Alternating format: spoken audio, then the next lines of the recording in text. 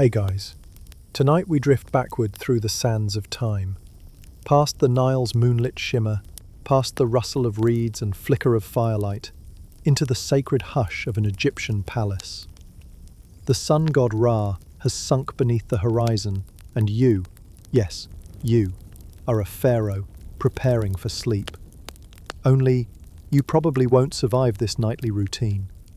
Not because it's dangerous, but because ancient Egyptian bedtime involved things like hard pillows, divine rituals, and a baffling number of priests chanting near your ankles.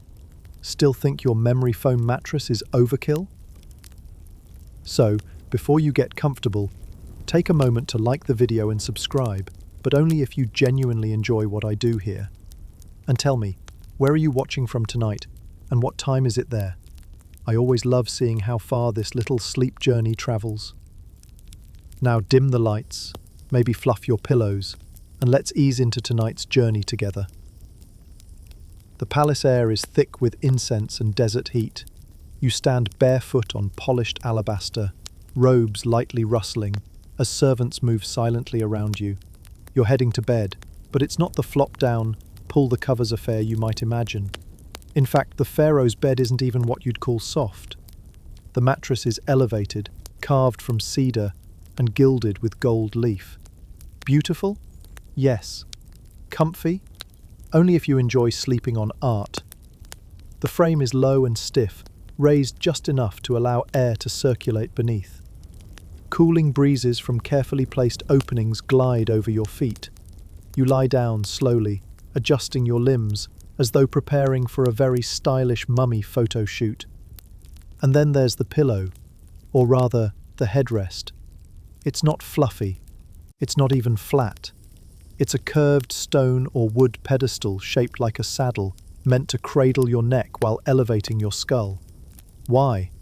Because the Egyptians believed the head was sacred, the seat of divine essence.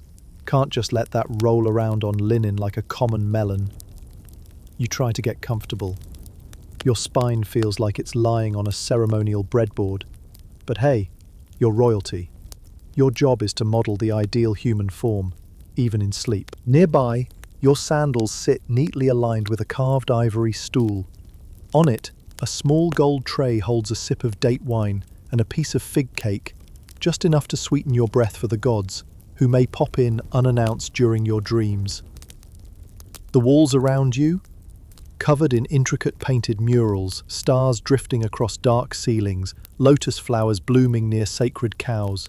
Historians still argue whether these decorations were purely symbolic or helped induce lucid dreaming. Either way, it's a lot to look at when you're trying to wind down. You breathe in. The scent of frankincense clings to everything, your linens, your hands, even your eyebrows.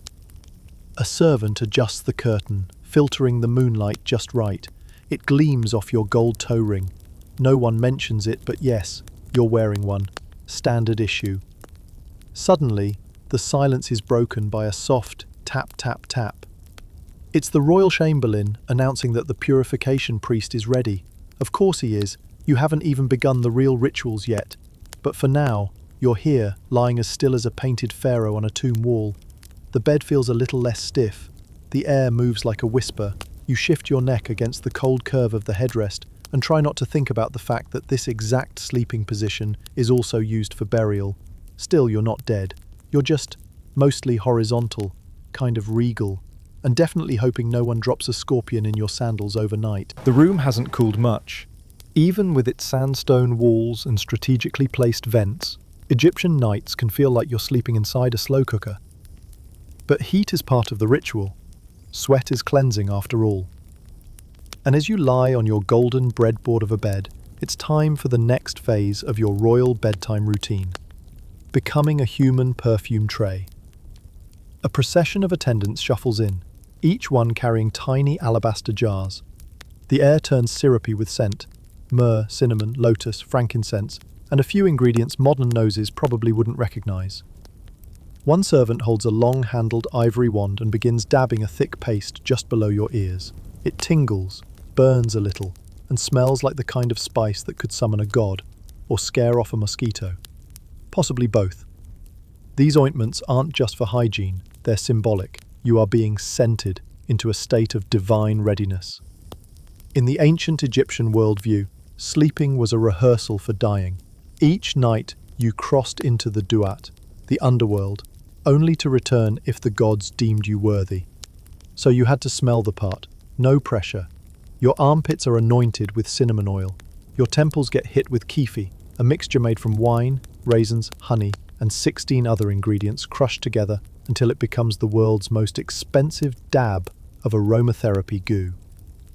Historians still argue whether kifi was used more as medicine or as a spiritual portal. Either way, you're now both fragrant and faintly sticky. At your feet, an attendant slowly fans a folded palm frond. Another unrolls a small scroll, muttering phrases that blend devotion and dermatology. May your pores open to Ra, may your blemishes not shame the night. It's oddly comforting. You've had worse spa days. Then comes the eyebrow oil. Apparently, gods notice eyebrows. The mixture here contains crushed galena, a lead-based mineral that gives your brows a metallic sheen. The downside? Well, you're technically smearing poison on your face, but the upside? You sparkle like a divine beetle under moonlight. Now someone's opening the crocodile dung jar. Yes, that's real. A special ointment made from powdered crocodile dung and milk is dabbed, gently, thankfully, along your torso. Egyptians believed it offered protection from disease, spirits, and possibly unwanted bedfellows. The smell is not ideal. But at this point, your olfactory system has either given up or ascended to another plane entirely. You blink. Your eyes feel heavy, not from tiredness, but from the perfumed smoke curling through the room. Braziers of incense send ribbons of sandalwood and pine toward the high ceiling, swirling around images of Nut, the sky goddess.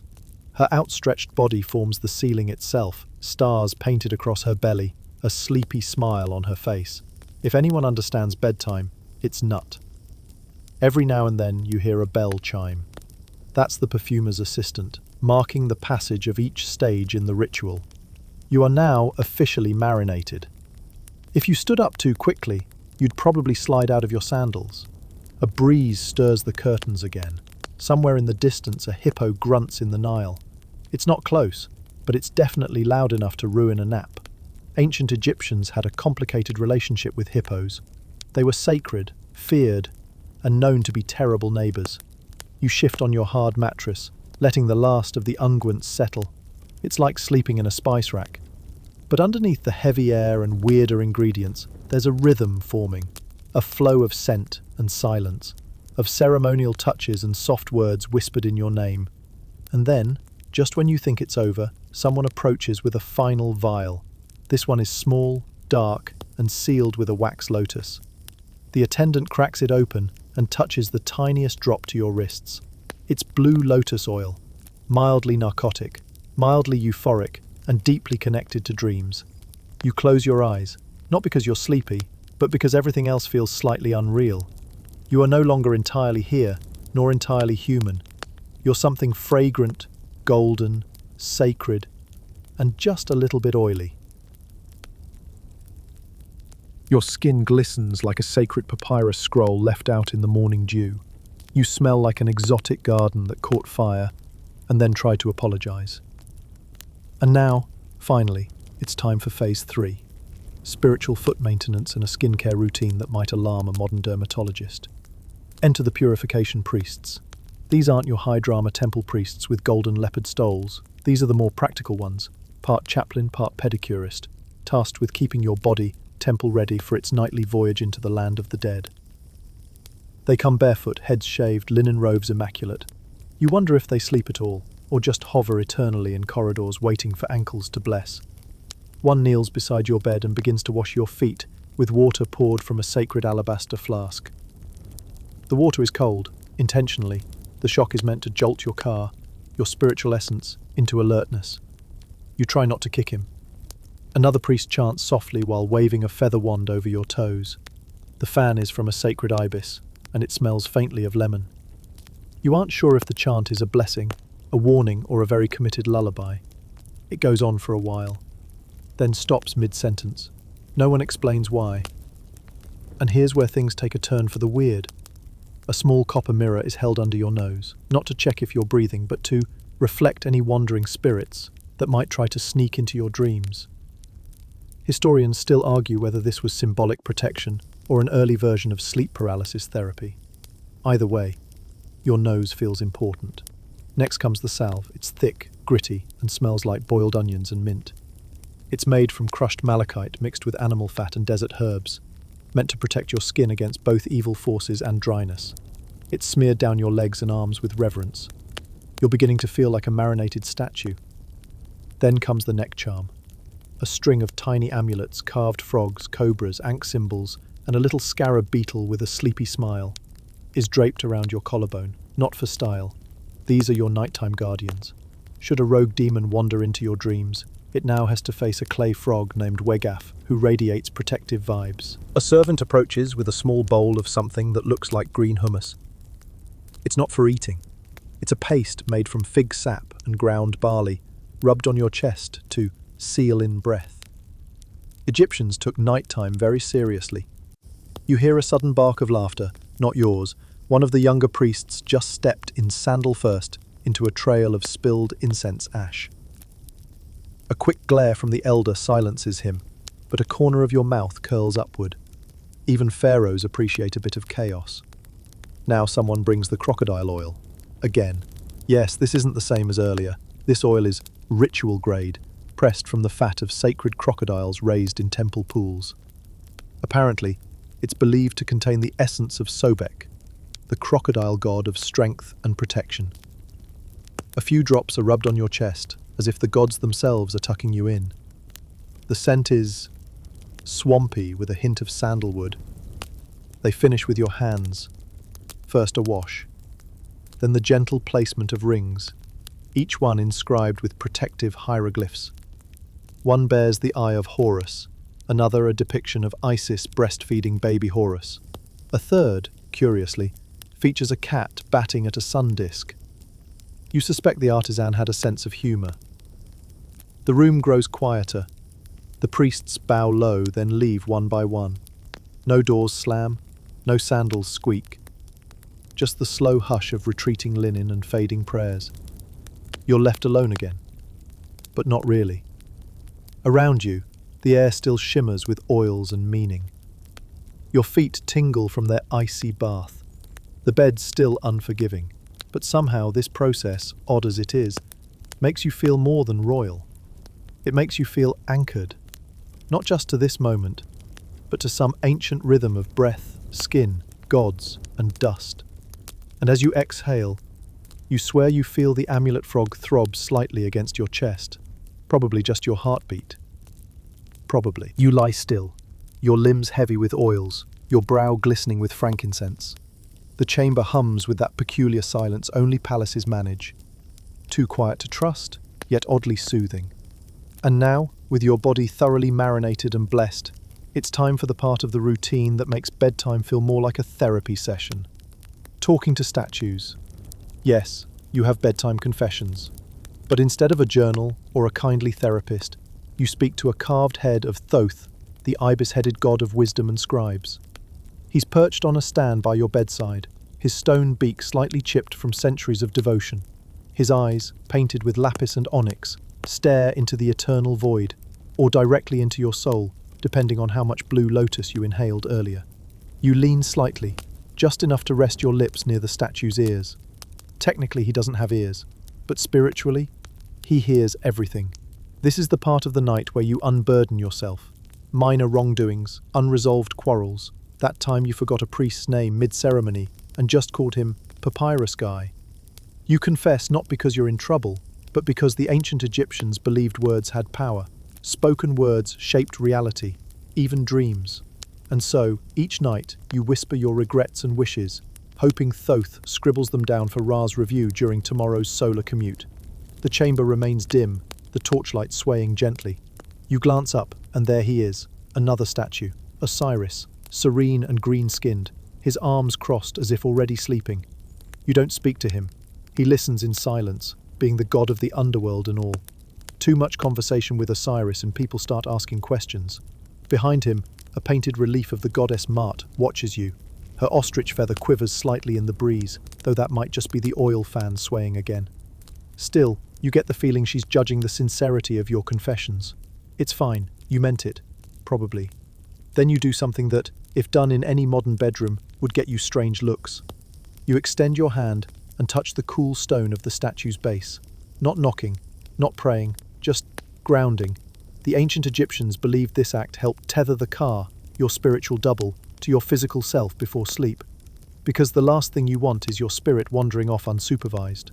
Historians still argue whether these nightly statue confessions were symbolic, or if the pharaohs truly believed they were heard and answered in real time. Either way, no one's ever found a "do not disturb" sign carved into a god's pedestal. You sigh.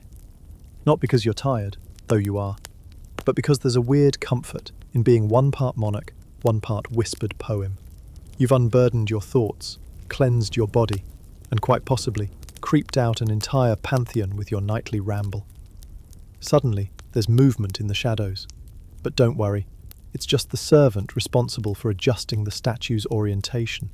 Yes, someone's job is to make sure Thoth is always angled precisely toward the east, so that when you sleep, your prayers rise with the morning sun. You murmur one last thing, a thank you, maybe, or a wish for dreamless rest, or possibly a reminder to yourself not to overdo the crocodile balm tomorrow night. And then you roll slightly, back to your stiff gold-frame bed, leaving the stone audience in your spiritual rear view. The room smells of incense, stone, and old thoughts. You're not sure if you feel lighter or simply more ancient.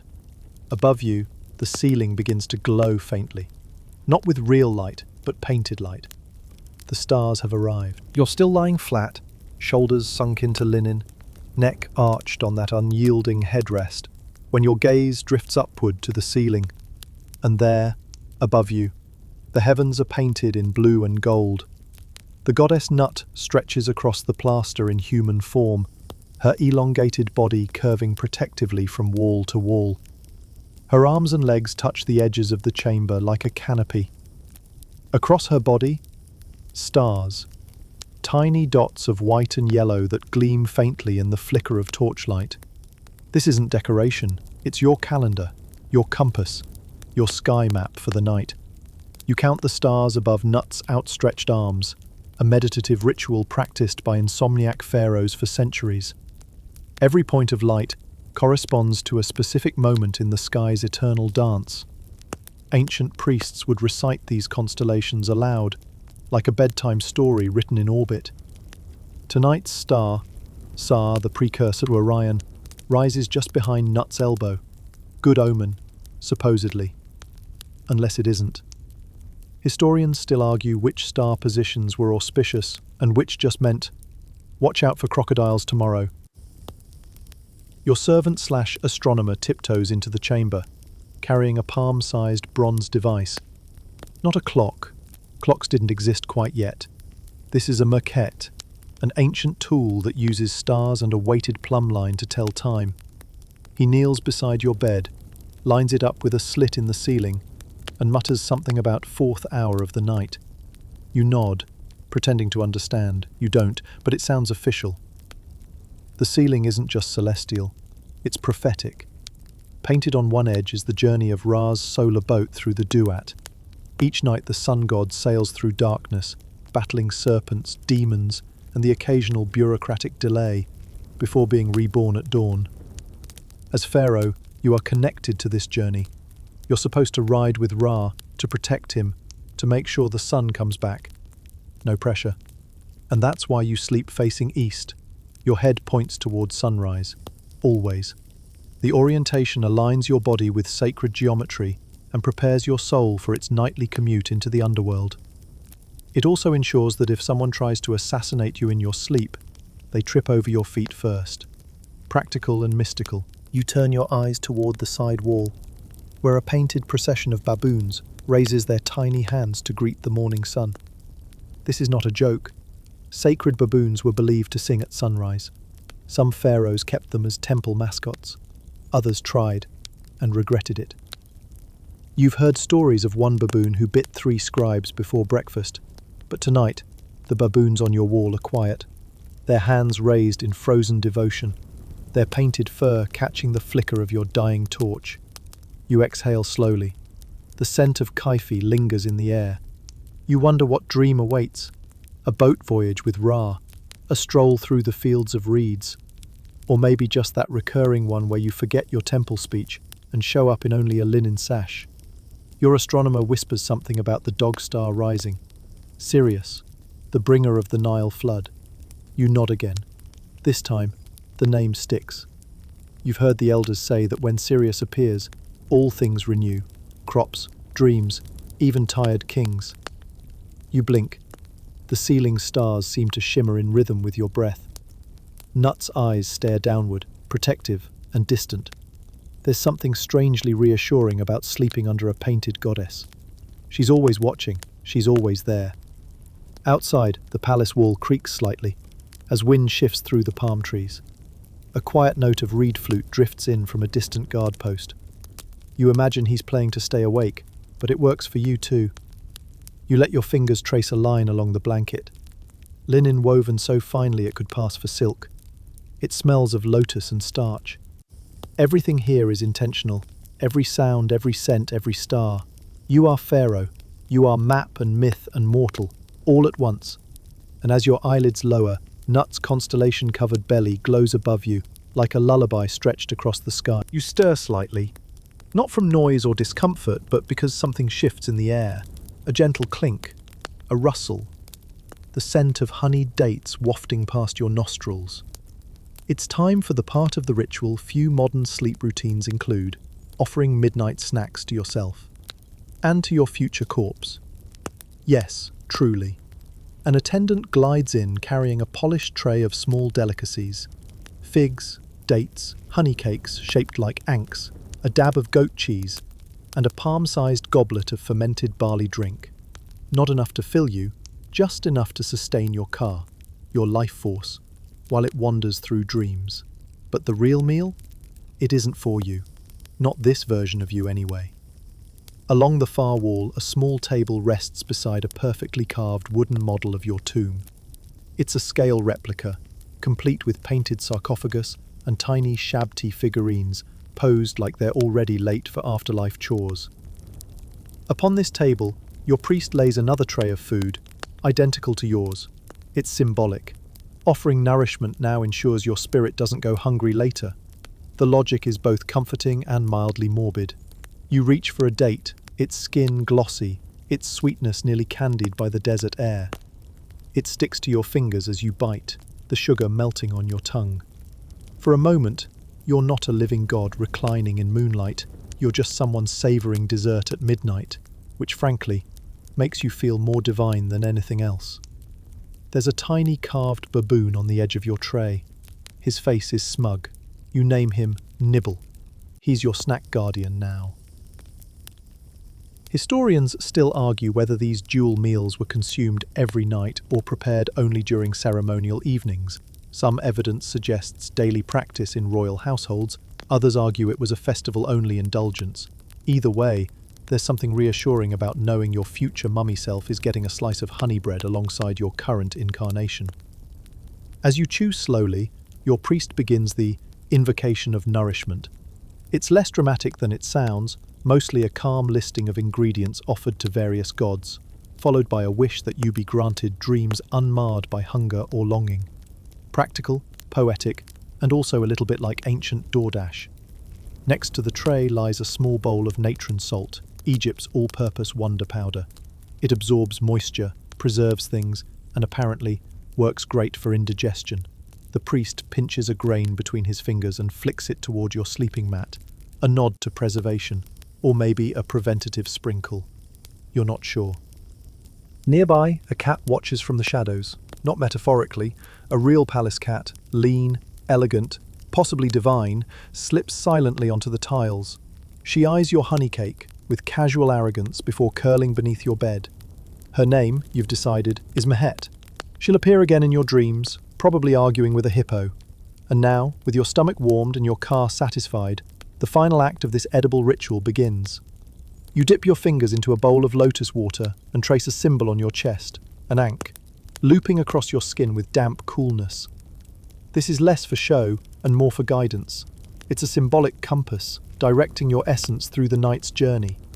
You lean back, your fingers still taste faintly of date syrup. The room is quieter now, as if the walls themselves have digested your offering.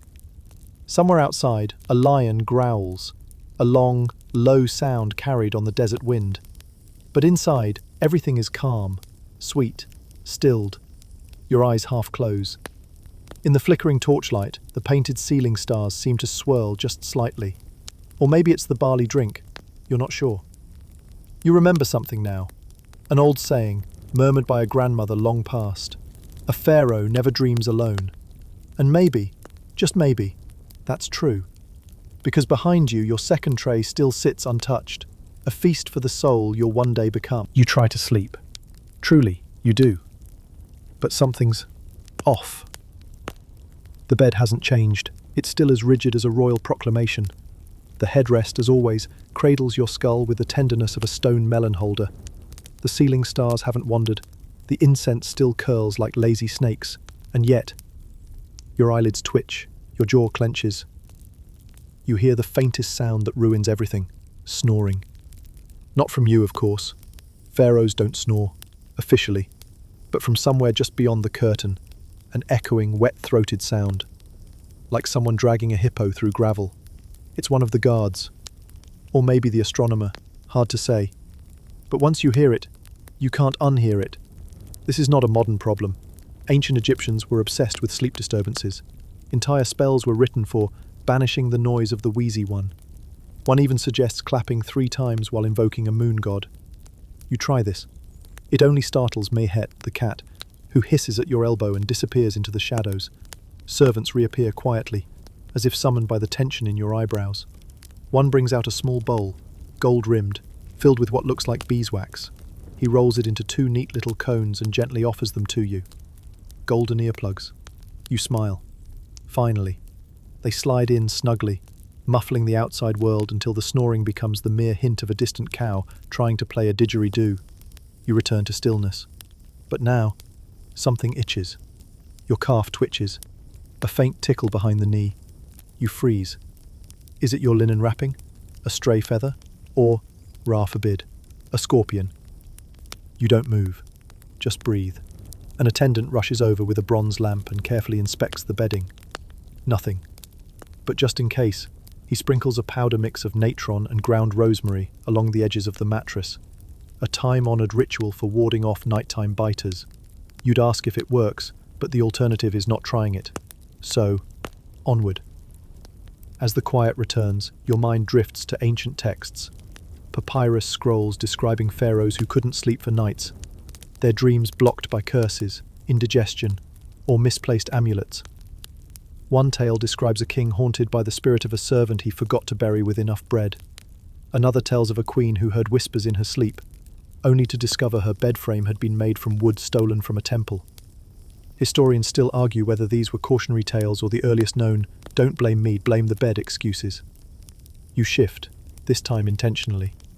The oil on your skin has absorbed enough to stop sticking to the linen. Your amulet chain rustles faintly.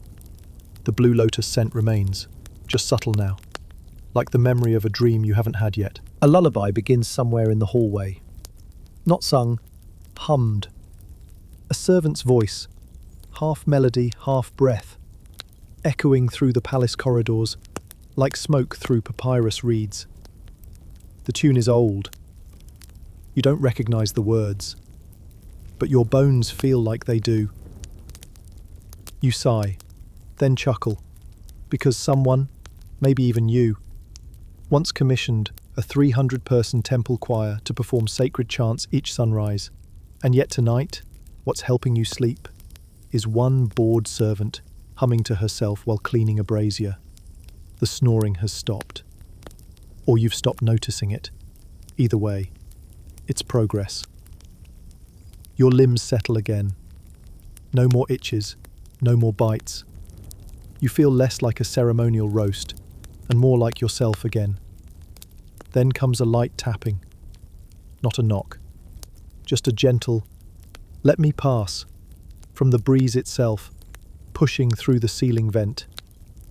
You feel it drift across your chest. It's not cold, just moving. And in that moment, all your rituals, ointments, invocations, and golden earplugs seem to swirl together into something soft, something human. Sleep, it turns out, can't always be forced.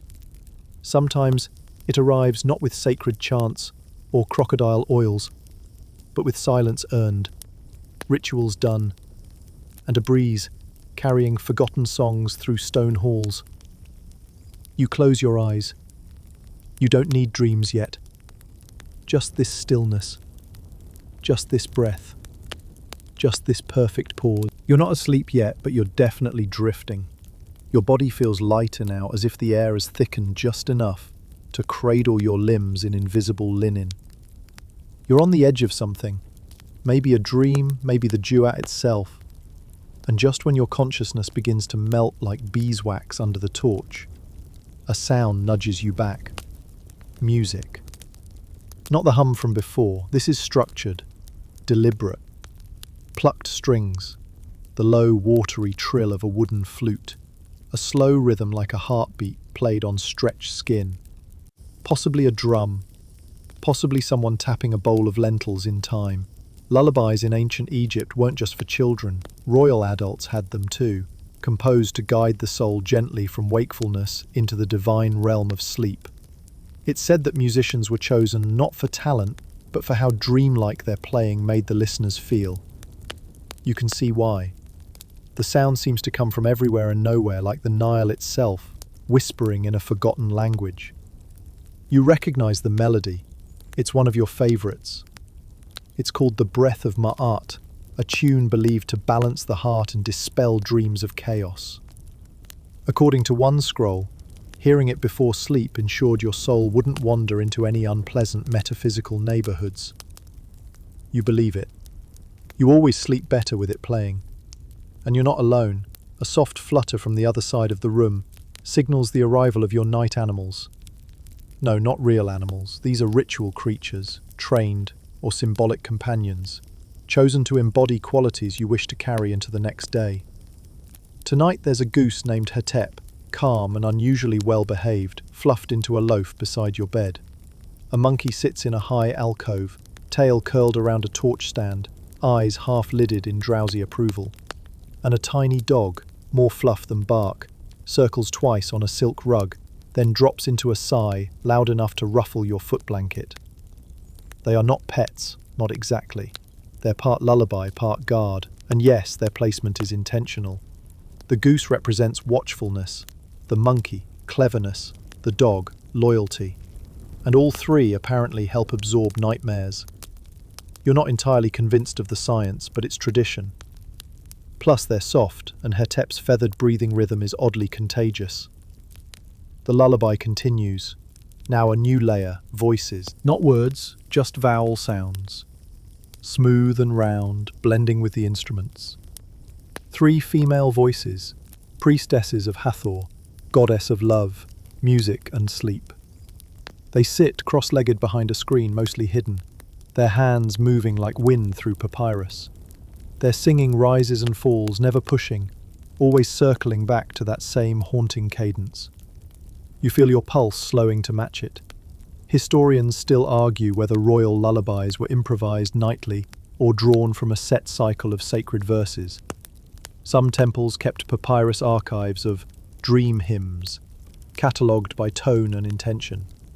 For peace, for fertility, for protection from giant snakes. Tonight's feels like one written for quiet joy, or maybe just for relief.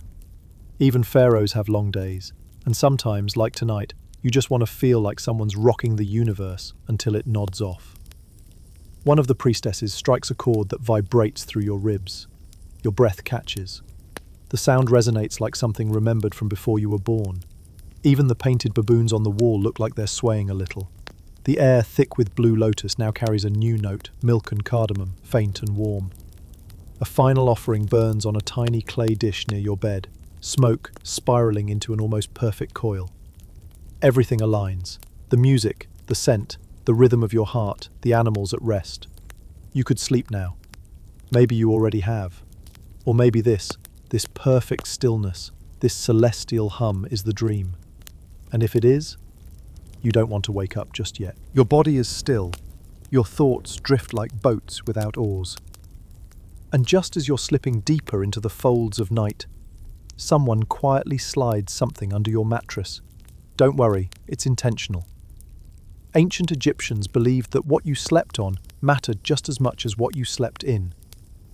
And beneath that elegant cedarwood bed frame lies a carefully arranged lineup of amulets. You may not feel them, but they're there, humming in their own invisible language. Tonight's lineup includes the usual suspects: a frog-shaped amulet for fertility and safe transformation, a miniature blade-shaped charm to sever evil influences, a protective eye of Horus carved into lapis lazuli, and a tiny figure of Taweret, the hippo goddess of childbirth and sleep. Taweret is especially important. She's got a big belly, lion's paws, and the general demeanor of someone who would slap a demon with a sandal if it tried to sneak under your bed. There's even a belief that placing her amulet near your feet stops nightmares from climbing upward. You find this strangely comforting. The amulets are placed with careful orientation, north, south, east, and west, each aligned with cardinal directions and the sacred flow of the Nile. According to temple scrolls, this layout forms a protective net of Ma'at, ensuring order triumphs over chaos as you sleep. Historians still argue whether this net was spiritual geometry or just ancient feng shui. Either way, the symmetry is soothing. A servant whispers a brief chant while arranging them. You hear fragments: breath to the lungs, coolness to the heart, sight to the dreaming eye. It's not loud enough to follow, but the cadence presses gently on your mind, like a hand on a shoulder saying, "Rest now." And then, the final step, the placement of the dream seal. It's not as dramatic as it sounds. A single glyph, drawn in ochre ink on a sliver of linen, is tucked beneath your pillow, or more accurately, under your stone headrest. The symbol varies each night. Tonight's is the hieroglyph for shed, meaning to rescue or to deliver. A good choice if your dreams take you through the choppier parts of the underworld. You're now officially amulet-armored, spiritually GPS-tagged, and cleared for astral departure. You close your eyes, then open them again, just briefly. A flicker catches your attention. The gentle glow of a polished stone set in the nearby wall. It's not a torch. It's Pharaohs, a glazed ceramic tile designed to shimmer in moonlight. The tile shows a lotus flower opening with the dawn. It's been embedded near your sleeping space since your first coronation night. Your gaze softens. You remember that night, the mix of fear and power, the priest's trembling hands as he placed the first amulet under your bed, the heavy scent of cedar, the 1,000 whispered blessings, and you remember thinking, will I ever truly sleep again? Tonight, it seems, maybe you will. You shift slightly. The amulet chain around your chest makes the faintest metallic sound. Nothing breaks, nothing aches. Even Mahet, your nocturnal feline companion, seems satisfied. She's returned to the foot of your bed, curled into a perfect spiral, paws tucked under her chin like a sleeping deity. You wonder if the amulets guard her too, or if maybe she's guarding you. The torches dim now, one by one. Not extinguished, just lowered, allowed to flicker at their lowest flame, casting long, sleepy shadows over the muralled walls. Above you, Nut stretches on, her star-painted belly unchanged. The baboons on the wall still raise their hands to the invisible sun, and beneath you, a collection of charms hums a silent chorus into the folds of linen and time. Sleep is near now, and this time, you think it will stay. You feel the hush shift again, subtly, like the palace walls themselves, just exhaled. And with that breath comes the final, most delicate stage of your nocturnal rite, dream control. In one corner, a low table has been arranged with remarkable precision. A strip of fine linen, 2 obsidian bowls, a short reed pen, and a wafer-thin clay tablet no bigger than your palm. Tonight, these humble objects form the cockpit of your subconscious voyage. A dream scribe steps forward. She is neither priest nor servant, but something in between. A specialist in sleep, the way a navigator is a specialist in stars. Her shaven head gleams in lamplight, a faint smear of indigo lines her eyelids in the shape of protective falcon wings, Without a word, she moistens the reed pen in one bowl, a mixture of crushed blue lotus petals and water, and writes a single hieroglyph in deep azure ink on the linen strip. Nefer, good.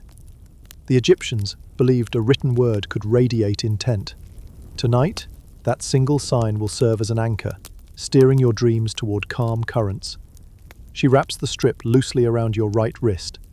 The scent of lotus is gentle, narcotic, and just a little sweet, enough to coax your mind into softness without tipping it into oblivion. A servant ties a matching strip around your left ankle, ensuring the pull of goodness runs the full length of your body like a low-voltage spiritual current. But intent must be stated aloud, so the scribe leans close and whispers a tiny litany against your ear, 3 lines, all beginning with May you. May you drift where the cool waters flow. May you see only that which brings joy. May you rise at dawn unburdened. The words slide into your skull and settle behind your eyes, warm and weightless. You feel your breathing slow, matching the hidden drumbeat of your heart. Next comes the obsidian bowl. The scribe dips her finger into a thick, pearly salve, then draws a simple door shape on your forehead, 2 vertical lines, 1 horizontal. This, she explains, in a voice barely louder than wind, is the gate of Saw, a symbolic threshold the Ka must cross to enter dream realms. Historians still argue whether such markings were literal portals or placebo for anxious rulers, but nobody disputes their longevity. Tablets from the Middle Kingdom describe identical door sigils right down to the dot at the lintel, a torch to light the passage. She steps aside. A priest of Thoth appears, carrying a tiny alabaster flask. Inside, powdered opium mixed with honey, Egypt's most serious sleep tonic. You do not drink it, you simply inhale its vapor as he fans the flask beneath your nose. Warmth flows out from the back of your skull, softening neck and shoulders until even the stone headrest feels like down. A third attendant lifts a miniature bronze mirror. Your reflection flickers in torchlight. Under the door sigil, your eyelids twitch. Your pupils impossibly seem to darken further, like wells filling with ink. The attendant tilts the mirror right, then left, murmuring a protective spell to seal wandering shadows. The mirror is believed to freeze any malicious spirit that tries to leap in via reflective surfaces. You choose to believe it works, better safe than spiritually hijacked. Finally, the dream scribe brings the clay tablet and presses its cool surface to your bare chest. It holds a fresh impression, the image of a sleeping jackal curled around a moon. When she removes it, the clay retains the warmth of your heartbeat. She will place it near the foot of your bed. By morning, priests will study any cracks that form overnight, divining whether omens visited you. Think of it as the world's earliest sleep tracker, no Bluetooth required. Everything is ready. Wristband, ankle band, door sigil, protective mirror, opium honey breeze. The scribe retreats, her sandaled feet whispering against polished stone. A torch is snuffed, then another, until only one remains at the far side of the chamber. Its flame the size of a cupped flame in a windless desert.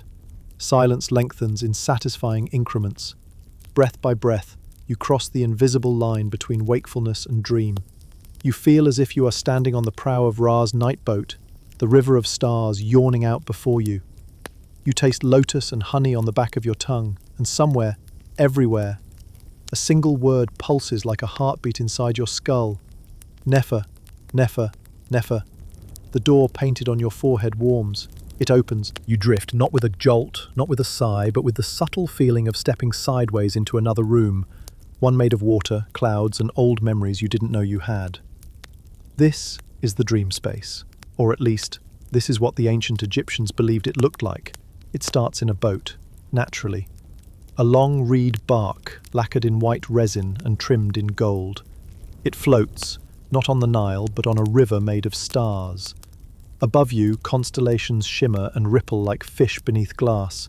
This isn't imagination, this is what you were trained for. Dreaming was a skill, a ritual, and for someone like you, a pharaoh, it was a form of navigation. Priests had manuals for this, which symbols to look for, which creatures to avoid, which god forms meant you were doing it right. Dreaming was like chess, with cobras. You glance down. You're wearing a loose linen tunic, different from the ornate bedclothes you drifted off in. On your chest is the faint outline of the Ankh symbol, traced in ink back in the waking world, still glowing here like a tiny sun. It keeps you anchored, supposedly. Around you, the dream sways. One moment, you're floating past giant papyrus stalks that hum with music. The next, you're standing atop a pyramid, watching the night fold inward like the petals of a closing lotus. It all feels real, but not quite touchable. You step forward. The floor beneath you, whatever it is, shifts, but doesn't give. A voice calls out, not from the side or behind, but from within. It's familiar, like your own voice after it's travelled through stone halls. It says, "Come to the Garden of Reeds." Ah, the dream's main event. The Garden of Reeds, or Seket Aru, was the ancient Egyptian version of paradise. Lush, eternal fields, glistening rivers, barley taller than you. All souls of the worthy ended up here. Which means your subconscious has decided to do a test run. Always good to know the neighbourhood early. You walk. Your sandals leave no print. Ahead, the grass glows green-blue, luminous from within. A golden ibis nods as you pass. A jackal offers a single blink. Then the sound begins, soft, pulsing, like the heartbeats of every ancestor who ever lived. Each beat presses lightly on your chest, not heavy, not loud, just present. Dream control wasn't just about scenery. It was about insight. Ancient dream interpreters believed dreams carried direct messages from the gods, veiled in metaphor. A falcon? Good fortune. A crumbling statue? Trouble ahead. A runaway hippo? Possibly indigestion.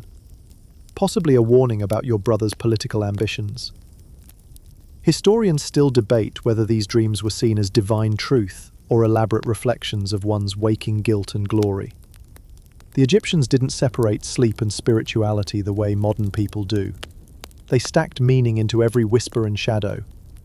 In your dream, you pause beside a pool, a mirror-like surface. You see yourself, not as a pharaoh in full regalia, but simply as you, human, mortal, breathing. This reflection doesn't move on its own. It matches you exactly. It waits. You lower your head, place your fingers on the water. The ripples spread, and for a moment, everything blurs. Then you hear laughter. It's not yours. It's the sound of a child somewhere between now and long ago. You turn, and there, in the reeds, is a small figure with eyes like polished onyx and hands clutching a papyrus scroll.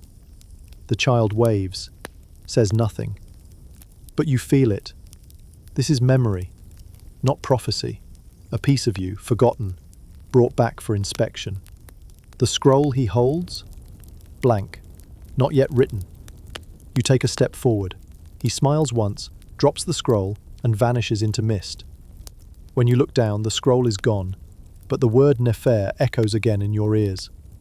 You awaken slightly, not into the world, but into the sense that the dream is ending, time's ebbing. The symbolic boat is returning. A pale figure waits at the shore. Not a god, not a beast, just a woman with a lantern. She does not speak. She lifts the light. You nod. And just like that, the dream folds in on itself, like a perfectly made bed at the end of the night. You're not quite awake, but you're almost home. You return slowly. First comes sensation, the awareness of your own breath, the faint tug of linens over your chest, the still slick trace of blue lotus on your skin. Then sound. A bird calling from far beyond the walls. One long note.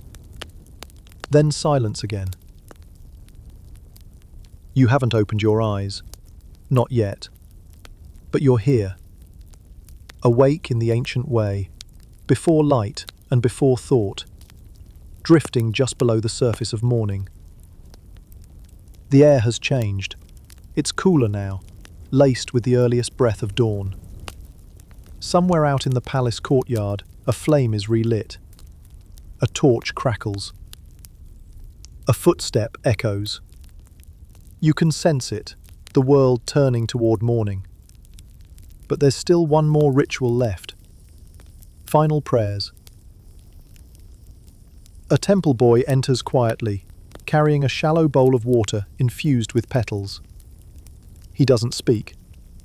No one does. You extend your right hand, and he pours the water gently across your palm. It's a small gesture, cleansing the sleep from your body, purifying your spirit before the return of Ra. The priests file in once more, fewer this time. No oils, no ointments, just voices. Low, even, rhythmic chanting. You recognize the words, even if you've never quite memorized them. A litany of rebirth, an offering to the sun god for another safe return, and, perhaps more humbling, a thank you for letting you wake up at all. Ancient Egyptians didn't assume they'd return from sleep. Night was not simply rest, it was death in miniature. Each rising of the sun, a resurrection, a second chance. One priest places a small reed scroll near your bed. Upon it, the dream scribe has transcribed fragments of your vision, symbols scrawled in the same blue ink she used to draw the door on your forehead. An ibis, a scroll, a moon, a child, and the word Nefer circled 3 times. You smile faintly. So, the dream mattered. The amulets under your bed are carefully retrieved, one by one, dusted and kissed, then returned to their cedar box. Even the clay tablet, the one that warmed on your chest, is checked for lines or fractures. None. A sign, perhaps, that you were untroubled. Your night animals are gone now. Hetep, the goose, no longer loafs by your side. The monkey, the dog, they've vanished like dream smoke. Only Mehet, your cat, remains, blinking at the brightening sky through slitted eyes. She yawns, turns, and disappears under a nearby bench, already done with the morning. The final torch is extinguished. The chamber is now lit only by the suggestion of sunrise. Through a carved opening in the east wall, you see the first pinkish glow touching the tip of a distant obelisk. The silhouette of Nut, painted across your ceiling, begins to fade as real stars retreat from view. You sit up. The linen sheet falls in a crumple around your waist. The headrest, hard and cold, is set aside with care. A servant brings your day robe, but you don't put it on just yet. Not until you whisper one last sentence to Thoth, the ibis-headed god whose statue still watches from the corner. Thank you, you murmur, for the journey. Because even if it was only a dream, it meant something. The gods haven't answered. They rarely do. But that doesn't matter. You are here. You are whole. You are awake. And as the temple bells begin their morning chime across the river, you rise from your bed of cedar, from your night of fragrant rituals and cosmic sailing, and you step barefoot onto the polished floor. You have slept like a god. Now, it's time to rule like one. Let your eyes remain closed now. You don't need to rise like a pharaoh, or wrap yourself in linens, or smell faintly of crocodile oil. All you need to do is rest. Imagine yourself still in that chamber, where the air is cool, and the ceiling still glows with painted stars, and the sky goddess Nut stretches overhead, a living lullaby draped across time. Breathe slowly, like the Nile on a still morning. You're lying on a gold-framed bed, but it feels like clouds now. The stone headrest? It's softened. Your limbs are warm, weightless, calm. Outside, the desert wind curls through palm fronds. A flute echoes, a bird calls, but inside, all is still. You've travelled far tonight, not in miles, but in memory, myth, and imagination. Through oils and stars, through dreams and gods, through laughter and lotus, and now, nothing is expected of you. No decisions, no marching, no thrones. Just this stillness, this space between sleep and waking. Let it hold you a little longer, and when you are ready, maybe not now, maybe later, let the morning find you slowly, because tonight you slept like a pharaoh, and tomorrow? Well, that can wait.